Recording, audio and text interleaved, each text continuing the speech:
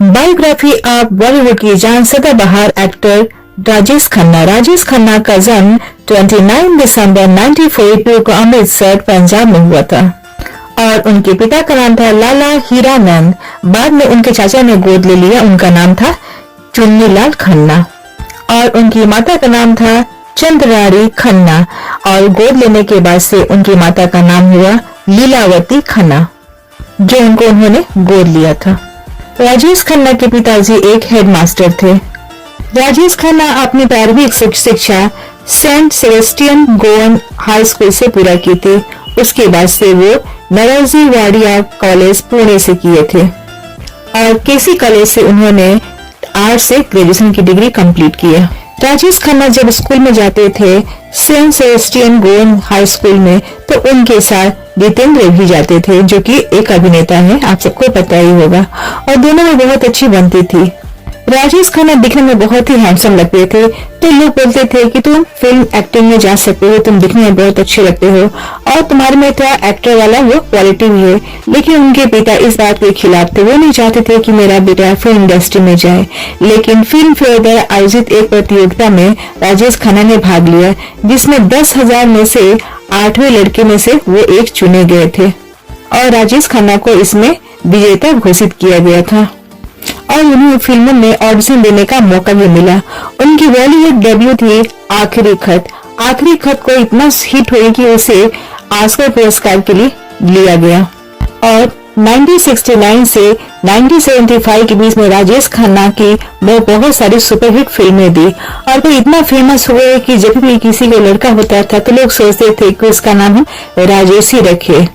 और फिर film industry में राजेश खन्ना को प्यार से सब लोग काका काका करके बुलाने लगे। इनकी आराधना फिल्म बहुत ही सुपर डुपर हिट रही और इस फिल्म के लिए उन्हें ऑस्कर पुरस्कार भी दिया गया और उसके बाद से उन्होंने पीछे मुड़कर कभी नहीं देखा। आराधना के फिल्म के बाद से वो इत्तेफाक, दो रास्ते, बंधन, डोली, सफर, खामोशी, कटी पतंग, आन मिलो सजना, ट्रेन, आनंद, सच्चा झूठा, दुश्मन, महबूब की मेहंदी, हाथी मेरी शादी काफी हिट रही और वो बहुत ही फेमस हो गए। लड़कियां तो उनके पीछे लगभग पागल ही हो गई थी। इसी राजेश खन्ना जब भी बाहर निकलते थे तो उनके आगे पीछे सिक्योरिटी लगी रहती थी। जब उनकी गाड़ी निकल रही थी तो धूल का धूल लोग लड़कियां ले लेते थे और कुछ लोगों ने तो फोटो से ही शादी कर ली राजेश खन्ना के साथ। और फिर 1984 में राजेश खन्ना ने भारतीय राष्ट्रीय कांग्रेस को ज्वाइन कर लिया और राजेश खन्ना की आखिरी फिल्म थी रियासत। तो ये राजेश खन्ना की फिल्मी करियर। आइए अब हम कुछ पर्सनल लाइफ के बारे में जाने। ये तो राजेश खन्ना के बहुत सारी दीवानी थी, कुछ फिल्म इंडस्ट्री से और फिल्म की बाहरी दुनिया से भी बहुत लोग राजेश खन्ना को पसंद करते थे। लेकिन राजेश खन्ना का दिल आया था अंजू मेहंदू से।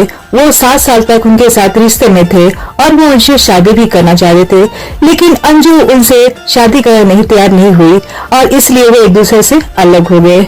इसके बाद राजेश खन्ना के लाइफ में डिम्पल कपाड़िया आती है।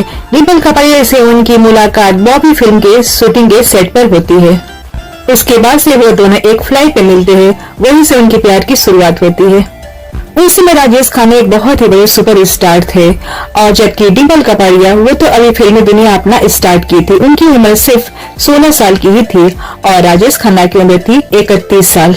जब राजेश खन्ना ने डिम्पल कपाड़िया को प्रपोज किया तो वो खुशी खुशी मान गई, क्योंकि वो राजेश खन्ना को पसंद करने लगी थी और उनकी फैमिली भी बहुत राजी हो गई, क्योंकि उनकी फैमिली को था कि इतने बड़े घर की मेरी बेटी बहू बनेगी, इससे बड़ी खुशी की बात क्या हो सकती है। हाँ, दोनों का उम्र में बहुत ही गैप था। डिम्पल कपाड़िया 16 साल की और राजेश खन्ना 31 साल के। काफी लंबा गैप है ये, लेकिन जब दिल मिल जाता है तो ये सब उम्र मायने नहीं रखता है। और फाइनली 1973 में डिम्पल कपाड़िया और राजेश खन्ना की शादी होगी और उनकी शादी बहुत धूमधाम से हुई। उस टाइम तो पूरे लगता था कि मुंबई ही उनकी शादी को देख रही है, क्योंकि राजेश खन्ना जी लाखों लोगों के धड़कन थे, तो हर कोई उनकी शादी को लेकर काफी इंटरेस्टेड था। और डिम्पल कपाड़िया की film Bobby super duper hit रही और वो रातों रात एक बहुत बड़ी बॉलीवुड स्टार बन गई। फिर तो बहुत सारी फिल्मों के ऑफर उनके पास आने लगे थे, लेकिन राजेश खन्ना नहीं चाहते थे कि डिम्पल कपाड़िया आगे फिल्मों में अपना काम करे। शादी के बाद से ये दोनों जोड़ा हनीमून मनाने के लिए यूरोप चले गए।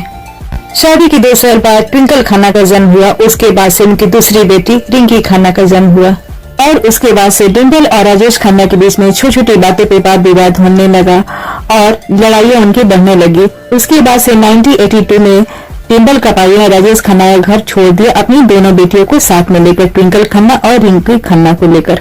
राजेश खन्ना और डिम्पल ने कभी तलाक नहीं लिया था, वो लोग ऐसे ही अलग रहने लगे। और 2011 में राजेश खन्ना को पता चला कि उन्हें कैंसर हो गया है, उनके लिवर में इन्फेक्शन हो गया था और जिसकी वजह से उनकी किडनी भी खराब हो गई थी। जब इस बात का पता डिम्पल कपाड़िया को चला तो वो आ गई राजेश खन्ना के पास से और उन्होंने उनकी काफी सेवा भी की और उनके साथ में भी रही। लेकिन राजेश खन्ना इस बीमारी से लड़ के 2012 में वो इस दुनिया को हमेशा के लिए छोड़ के चले गए। वो फिल्म इंडस्ट्री को हमेशा के लिए छोड़ के चले गए। आज भी लोग उनकी फिल्मों को देखना काफी पसंद करते हैं और उनको लोग काफी याद भी करते हैं। राजेश खन्ना के बच्चों की शादी भी हो गई है, वो लोग अपनी लाइफ में सेट भी है। कभी न भुलाने वाला स्टार थे राजेश खन्ना। आई होप आपको ये शेयरिंग अच्छी लगी होगी। Thank you.